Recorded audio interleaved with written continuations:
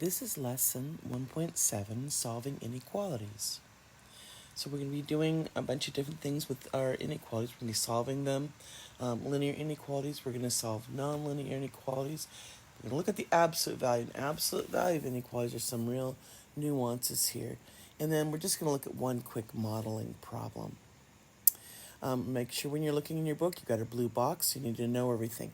These rules here, there's two very important rules. One of them, I'm sure you have used many times, which is when you're multiplying, because the rules of inequalities seem very, very similar to whether they're equalities. You can add to both sides. You can subtract from both sides. You can multiply both sides. You can divide both sides of an inequality. But that multiplication or division has one major rule, and that is when you are multiplying or dividing by a negative number. What happened is you learn to switch the inequality symbol. But why is that? Well, let's look at this. We know that 3 is less than 4. But if I multiply the number 3 by negative 1, and I multiply 4 by the number negative 1, let's just see what we get. Well, we get negative 3 and negative 4. Which one of these is smaller? Well, negative 4 is more negative, so we say that's smaller. Well, this inequality would be the wrong direction then. We'd have to write it this way. We'd have to say, oh, the negative 4 is the smaller number and the negative 3 is bigger. So this is an example that shows you why when you multiply by a negative, it changes which number, which value is larger. But here's a rule you might not be aware of, and it has to do with taking reciprocals. So if I have 10, which we know is greater than 5, and I want to do the reciprocals of both sides of this, if it was equalities, as long as you do the reciprocal of both sides, it would still be equal. Of course, 10 doesn't equal 5, but if we had two terms that were equal, taking the reciprocal of both sides would keep that equality. But taking the reciprocal of both sides of an inequality does similarly to the multiplying by a negative. It changes the direction of the inequality, because the reciprocal of 10 is 1/10, and the reciprocal of 5 is 1/5, excuse me. And we know that 1/10 is smaller than 1/5, so this inequality is the wrong direction, and it needs to be changed. So we have our two major rules that change the direction of an inequality. When you multiply or divide by a negative number, or if you do the reciprocal of both sides of an inequality, it changes the direction of the inequality.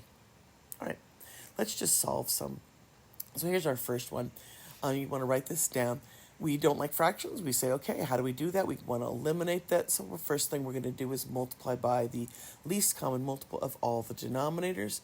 Once we distribute that 6 through, we have no more fractions. We want to use addition and subtraction to put all of the x's on one side. And typically we like those, especially with an inequality. We typically like them on the left side and all of our constants on the other. So we subtracted 6x and we subtracted 4 from both sides. Now we look at this and say we don't want this negative 9, so we're going to divide by negative 9. But dividing by a negative changes the direction of the inequality, and we end up with x is less than or equal to 1/3. Here's our next one. Same thing in the fact that we've got fractions, so we want to eliminate fractions. We're looking at the numbers 2, 5, and 4. What's the least common multiple? And the least common multiple is 20. So we multiply every part of this. Now this is called a compound inequality, or I call this a between statement. We have this part here that is between two other numbers. In a between statement, we must have less than symbols, okay, not greater than. So it's always done in this order where the leftmost value is the smallest value, and the rightmost value is the largest value. And the one in the middle, well, it's between the smallest and the largest. It's always kind of like a number line. We always have the smaller number on the left and the larger number on the right. We're going to multiply everything by 20. And we have this. And we have the same thing. Negative 10 is smaller. 5 is biggest.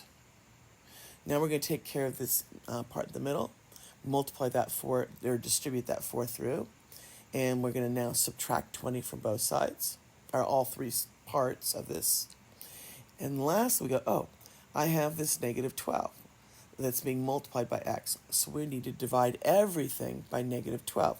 When you divide by a negative, it's going to switch the inequality symbols.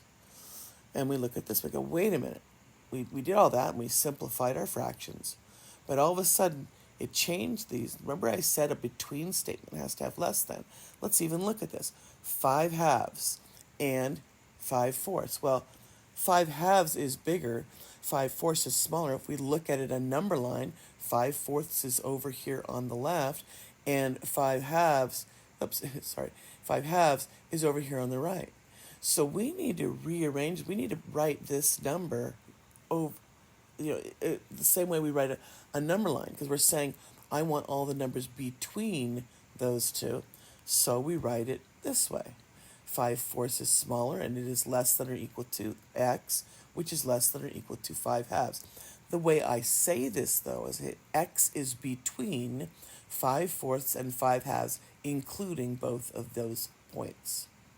Now, we could write this in decimal, which makes even more understanding, and we say, oh, 5 fourths is 1.25, and 5 halves is 2.5. And clearly, 1.25 is the smallest, and 2.5 is the larger. And x is everything between them, including those two numbers. What about nonlinear inequalities? In nonlinear inequalities, what we're trying to do is we're going to find an interval that makes the statement true. Okay? To do that, we need to find what are called critical values of the inequality. Critical values of the inequality would be where values of x make a function equal 0. That's what we call in mathematics critical values of a function.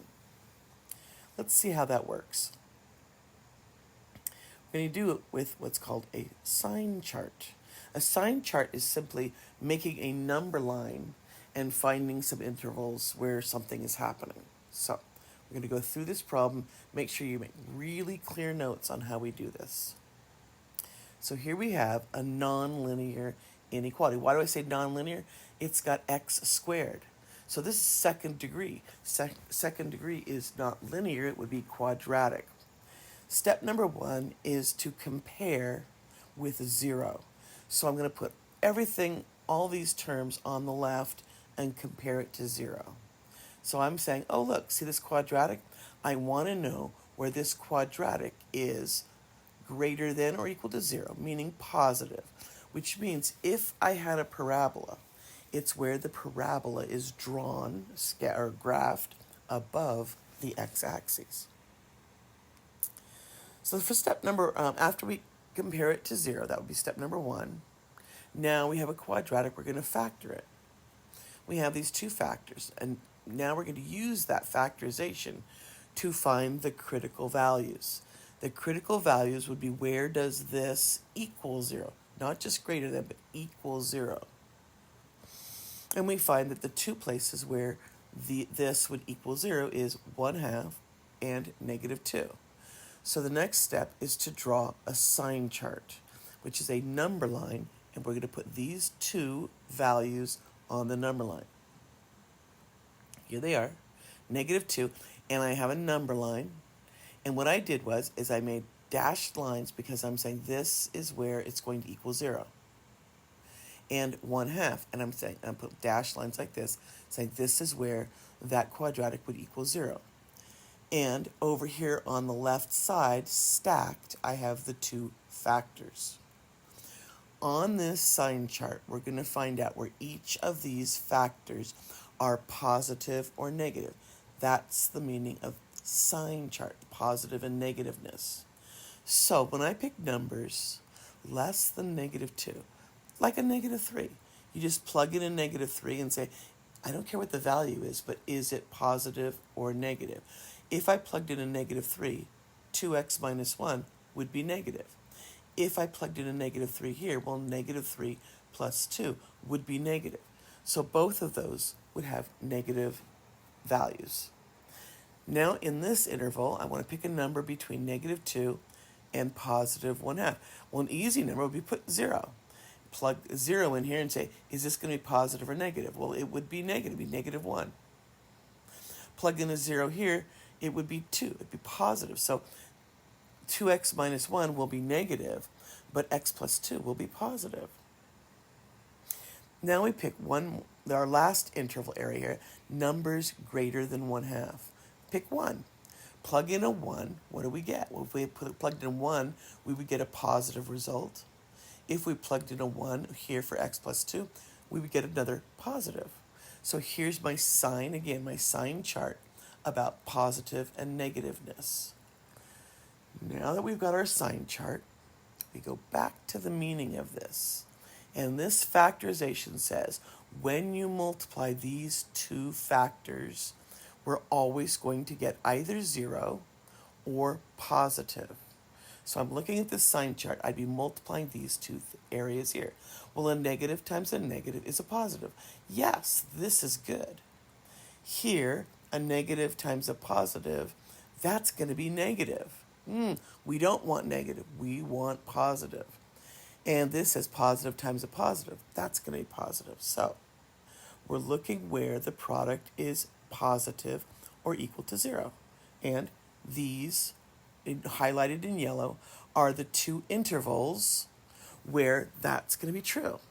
It's going to include the negative 2 because this is where it would be 0.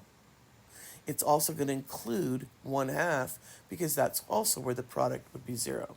So how do I write those two yellow intervals? Well, I've got where my x's are less than or equal to negative 2, or I have where my x's are greater than or equal to 1/2. So this would be writing it with inequalities. If I did it in interval notation, there it is. All right, let's look at absolute value inequalities. Absolute value inequalities, we've got a couple things going on here.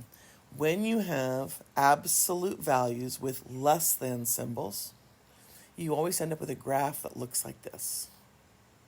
And that's because the absolute value is saying the distance from 0. The distance from this C is what this x is. So I have my all the way to positive C and all the way to negative C. Okay. When we have greater than symbols, we're saying I want everything that is more than C from 0. Well, here I would say, well, that'd be C and above, but it also is C and below.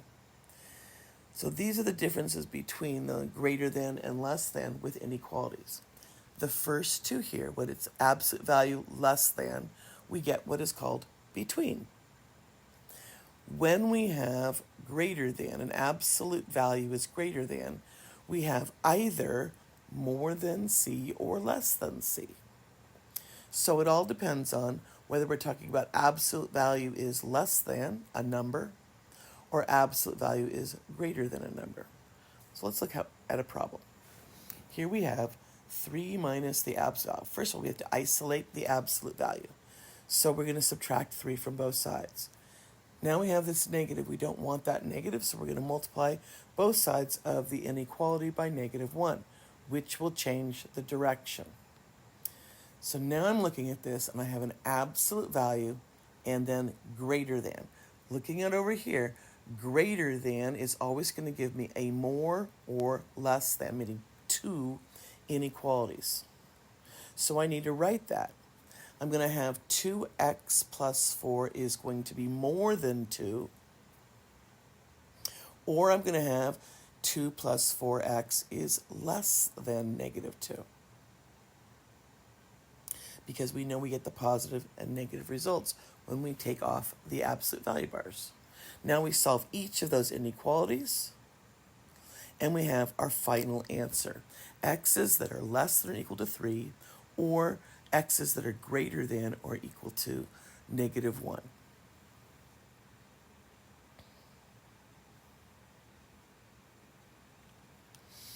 In this one here, I already went up a step ahead. We would subtract 5, and then the next step is we're going to divide by 7. Now it's a less than symbol here. So we're going to end up with a between statement. And we have negative 1/7 and positive 1/7 when we remove the absolute value bars. And we know that it's going to be between those two values.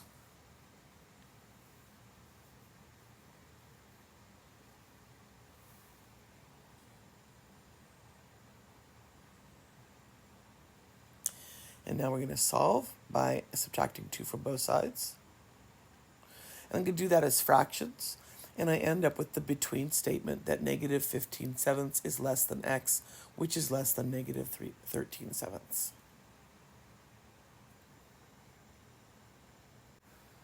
All right. Our last topic is that of modeling with inequalities. This is just one example.